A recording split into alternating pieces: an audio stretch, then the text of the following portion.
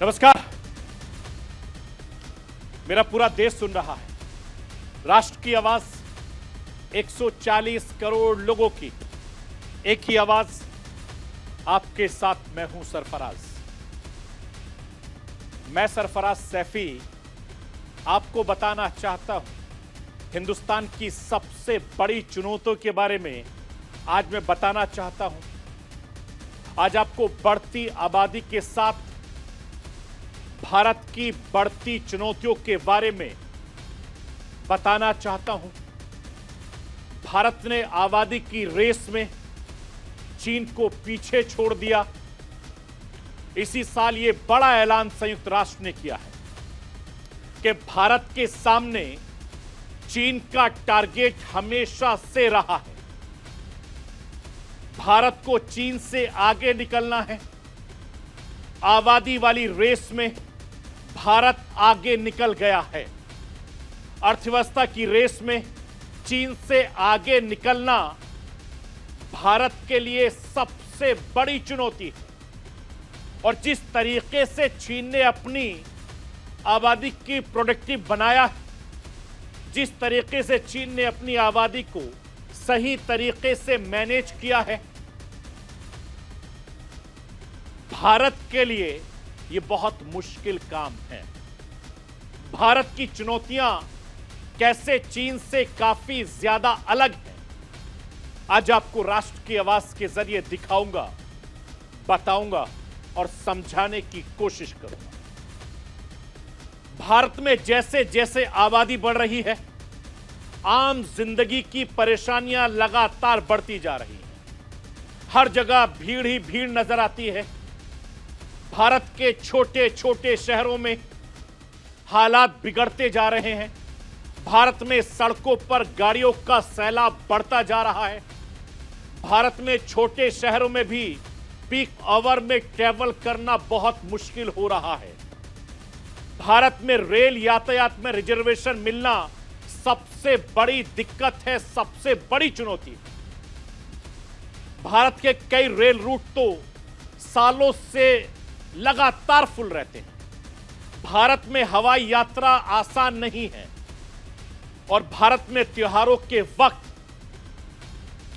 Plane से सफर करना काफी ज्यादा महंगा जाओ। भारत में भीड़ भाड़ सीजन के दौरान टूरिस्ट स्पॉट पर पैर रखने की जगह नहीं मिलती है। और आज की तारीख में ऐसे हालात हैं कि आने वाले दिनों में ये हालात कैसे और बिगड़ सकते हैं, ये आज आपको राष्ट्र की आवाज के जरिए समझाने की कोशिश करूंगा।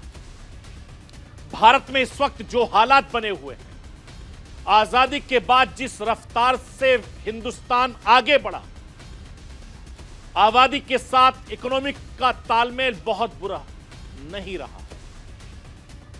वर्ल्ड बैंक के आंकड़े बताते हैं कि हिंदुस्तान की आबादी सालाना औसत 2% बढ़ी है, जबकि अर्थव्यवस्था की औसत गति 6% रही है।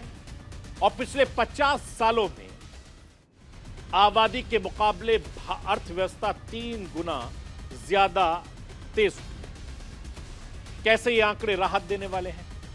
आबादी अर्थव्यवस्था के इस संतुलन को और ज्यादा बेहतर बनाना कैसे बड़ी चुनौती है, यह आज आपके राष्ट्र की आवाज के जरिए समझाऊंगा।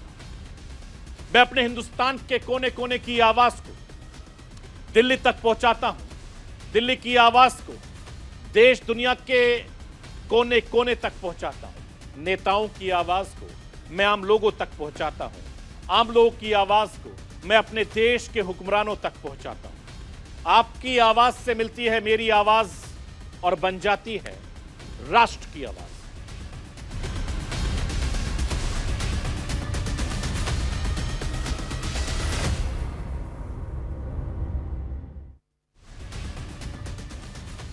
आज मैं आपको हिंदुस्तान की एक सबसे बड़ी समस्या पर बात करना चाहता हूं। भारत की बढ़ती आबादी पर बात करना चाहता हूं।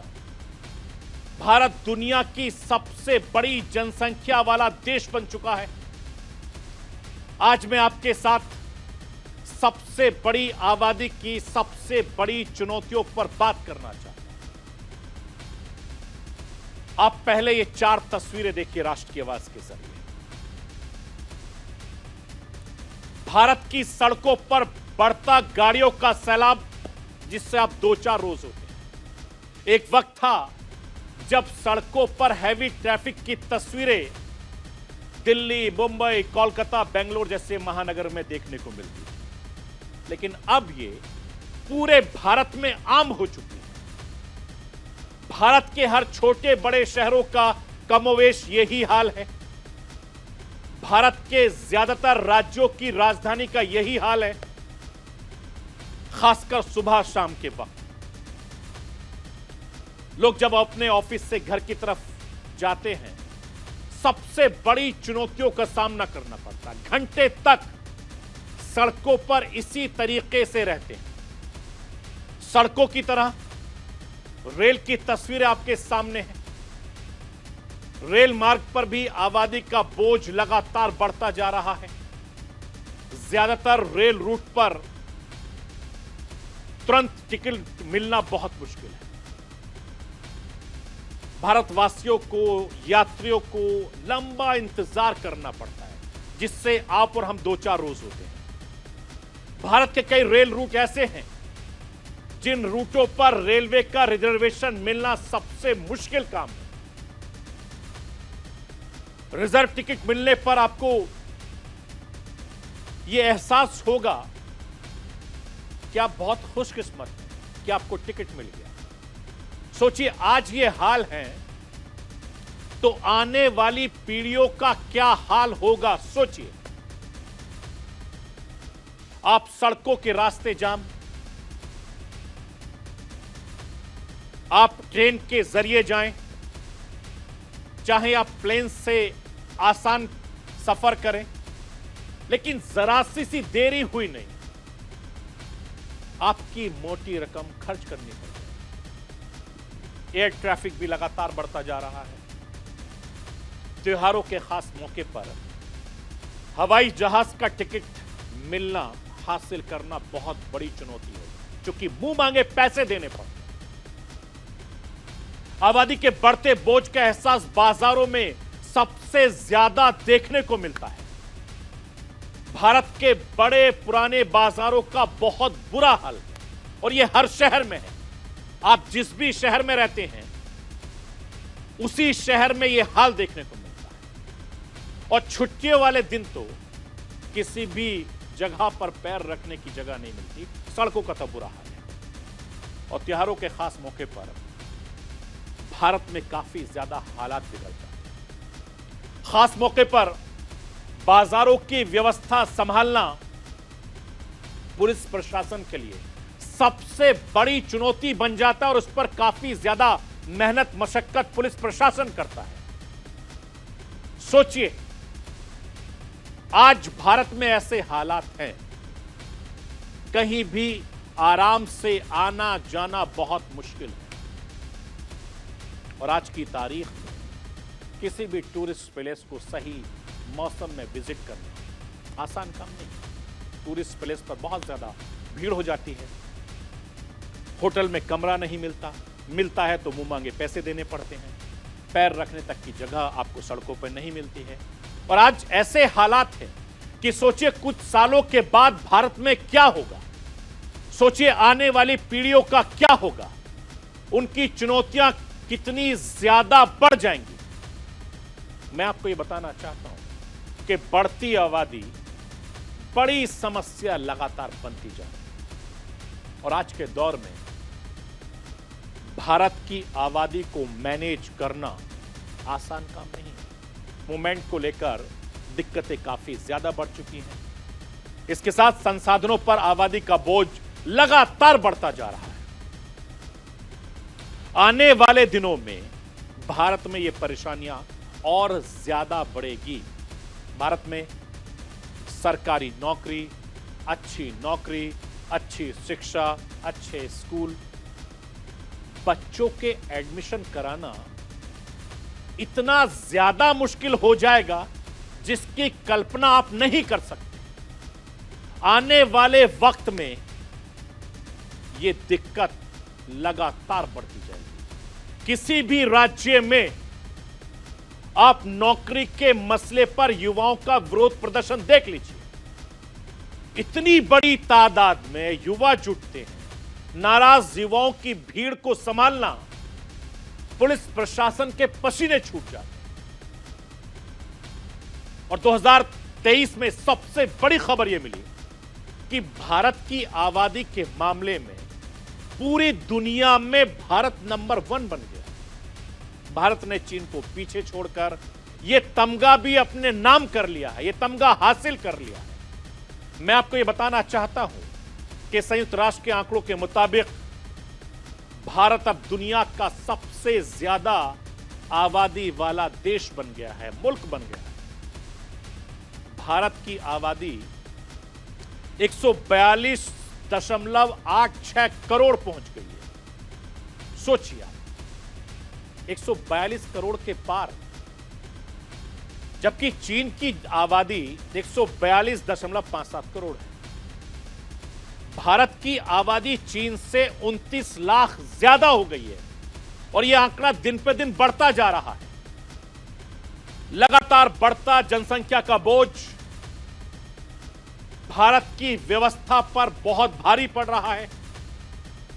बढ़ती जनसंख्या का बोझ भारत के संसाधनों पर देखा जा सकता है। बढ़ती आबादी का बोझ भारत की अर्थव्यवस्था पर देखा जा सकता है। चाहे हिंदुस्तान की केंद्र सरकार हो या भारत में किसी भी राज्य सरकार, हर किसी के लिए युवाओं को नौकरी देना सबसे मुश्किल काम है। सरकार जब तक 1 लाख रोजगार के अवसर पैदा करती है, तब तक उसकी तुलना में आबादी बहुत ज्यादा बढ़ जाती है और इस वजह से तमाम तरह की परेशानियां कम होने के बजाय भारत में लगातार बढ़ती जा रही। तेजी से बढ़ रही जनसंख्या कई तरह के सामाजिक, राजनीतिक, आर्थिक बदलाव की वजह बन रही है, जिसे अभी नहीं संभाला गया तो आने वाले वक्त में हालात बद से बदतर हो सकते हैं। मैं वापस कह रहा हूं, गौर से सुनिए। अगर हिंदुस्तान की बढ़ती आबादी को नहीं रोका गया तो आने वाले वक्त में भारत के लिए बहुत हालात बद से बदतर होंगे और बड़ी आबादी किसी भी देश की विकास की रफ्तार को रोक देती है, बशर्ते आपके हिसाब से रोजगार के अवसर हो, हर हाथ को काम मिले, आबादी के हिसाब से देश का क्षेत्रफल बड़ा हो। विशाल भूभाग वाले चीन में बड़ी आबादी को मैनेज करना भी आसान नहीं है और चीन की तुलना में भारत के लिए हालात काफी ज्यादा अलग हैं। मैं आपको यह बताना चाहता हूं कि क्षेत्रफल के लिहाज से चीन दुनिया का चौथा सबसे बड़ा देश है। अमेरिका के बाद चीन दुनिया दूसरी सबसे बड़ी अर्थव्यवस्था है। क्षेत्रफल के हिसाब से भारत दुनिया में 7वें नंबर पर है। अर्थव्यवस्था के मामले में भारत अभी भी 5वें पायदान पर पहुंच चुका है। चीन 96 लाख वर्ग किलोमीटर से ज्यादा फैला हुआ है, जबकि भारत का क्षेत्रफल 33 लाख वर्ग मीटर के किलो के बराबर है और लगभग उससे कम भी है। चीन भारत से करीब 3 गुना ज्यादा बड़ा है। मैं आपको यह बताना चाहता हूं कि क्षेत्रफल, अर्थव्यवस्था के लिहाज से हिंदुस्तान चीन में बहुत ज्यादा फर्क है, जबकि आबादी के मामले में भारत चीन से बहुत आगे निकल चुका है। मतलब साफ है कि भारत की चुनौतियां काफी ज्यादा बढ़ने वाली हैं। जिस सख्ती से चीन अपनी आबादी को डील करता है, उस तरीके से भारत में आबादी को डील नहीं किया जा सकता। लोकतांत्रिक व्यवस्था में चीन जैसी सख्ती मुमकिन नहीं। हिंदुस्तान में आबादी की तुलना में संसाधन बहुत कम है, सीमित। अगर आर्थिक बदलाव नहीं हुआ तो भारत में बड़ी आबादी, भारत में विकास में बड़ी बाधा बन सकती है। और सबसे बड़ी आबादी को मैनेज करने के लिए भारत को बहुत ज्यादा लंबी चौड़ी तैयारी करनी होगी। भारत की अर्थव्यवस्था को काफी ज्यादा मजबूती देनी होगी। साल 1990 में चीन की अर्थव्यवस्था भारत की तुलना में थोड़ी अलग थी। आज चीन की जीडीपी भारत से 5 गुना से ज्यादा बढ़ी है और इस वक्त बेशक भारत की अर्थव्यवस्था की रफ्तार दुनिया में सबसे अलग है, सबसे ज्यादा है, मगर अभी भी काफी लंबी दूरी है भारत को यह तय करना। और चीन की तरह हिंदुस्तान को मैन्युफैक्चरिंग हब बनना होगा। Make in India, made in India जैसी तमाम कोशिशों को बहुत तेजी से आगे बढ़ाना होगा। काफी काम हो चुका है, काफी काम अभी होना बाकी है। मैं आपको यह बताना चाहता हूं, बड़ी आबादी मतलब भारत के लिए बड़ी चुनौती। भारत में अर्थव्यवस्था की चुनौतियों के साथ साथ भारत को अपनी आबादी को काबू में करने के लिए कोशिश बहुत तेज करनी होगी। 140 करोड़ लोगों को पता है कि जनसंख्या बढ़ने से चुनौतियां लगातार बढ़ जाएंगी। संसाधनों पर दबाव बढ़ जाएगा। खाना, पानी, रहने की जगह, बिजली, एजुकेशन, हेल्थ सेक्टर पर बहुत ज्यादा दिक्कत होगी और इस दिक्कतों का सामना हिंदुस्तान कर रहा है, भारत कर रहा है। भारत की बढ़ती आबादी का सबसे ज्यादा असर प्राकृतिक संसाधनों पर पड़ेगा। जल, जंगल, जमीन, खनिज की जरूरतों से ज्यादा दोहन होगा और भविष्य में इन संसाधनों की कमी का सामना करना पड़ेगा। आने वाली पीढ़ियों की परेशानी बहुत ज्यादा बढ़ेगी। जैव विविधताओं पर गंभीर संकट खड़ा हो सकता है। भारतीयों के पास रहने के लिए जमीन नहीं होगी। लोग जंगलों की ओर भागेंगे। वनों की कटाई से जैव विविधता में कमी आएगी, जिससे प्रदूषण ज्यादा बढ़ेगा। जलवायु परिवर्तन का खतरा बहुत ज्यादा बढ़ जाएगा।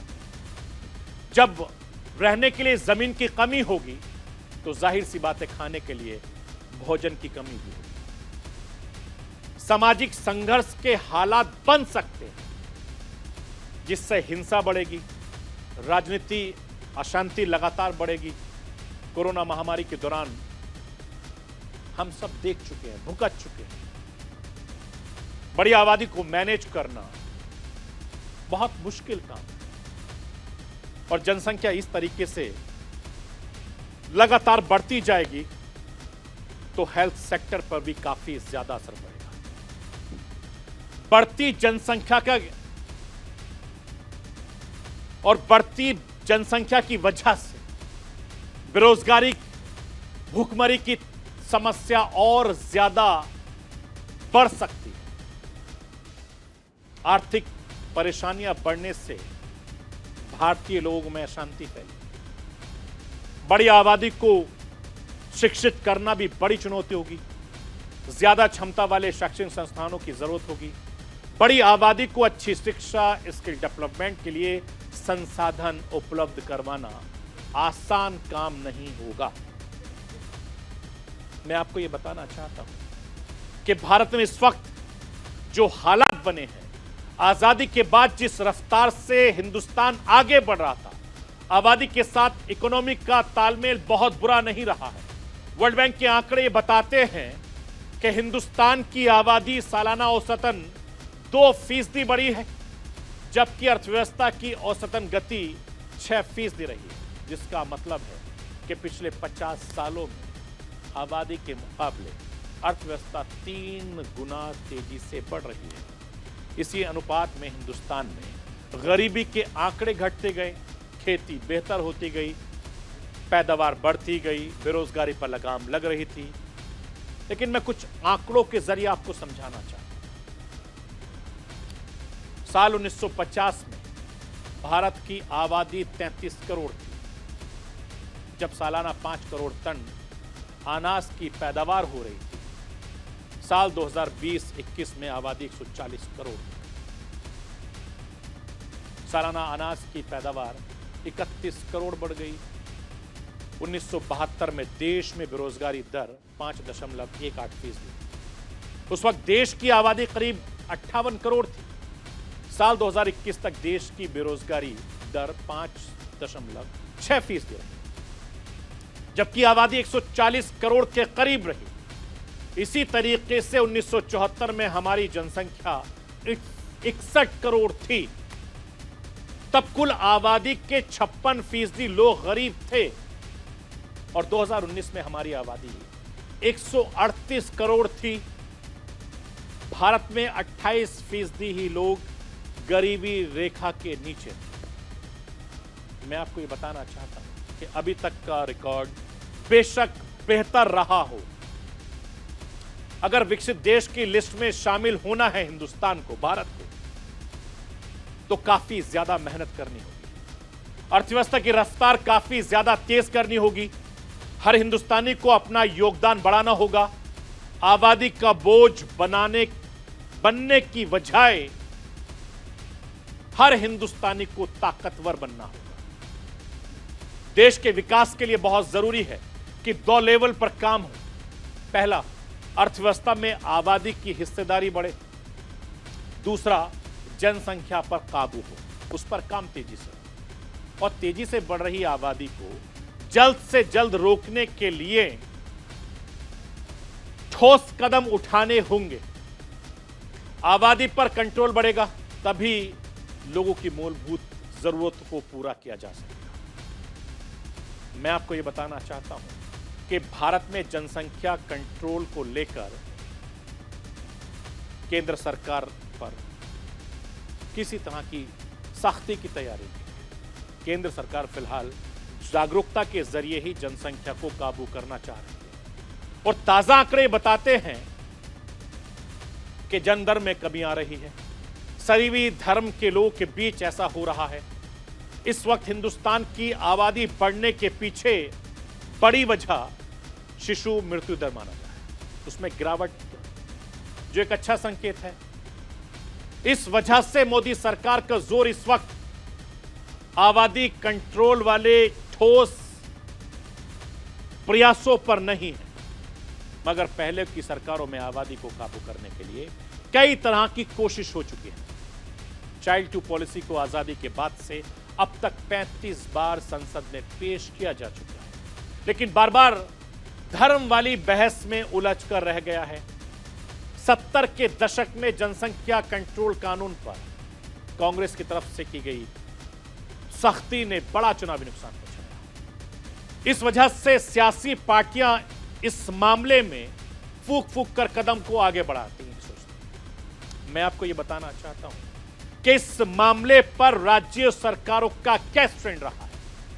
साल 2017 में असम असेंबली में population and women empowerment policy pass किया गया और इस पॉलिसी के मुताबिक वही उम्मीदवार सरकारी नौकरी के योग्य होंगे जिनके 2 बच्चे होंगे।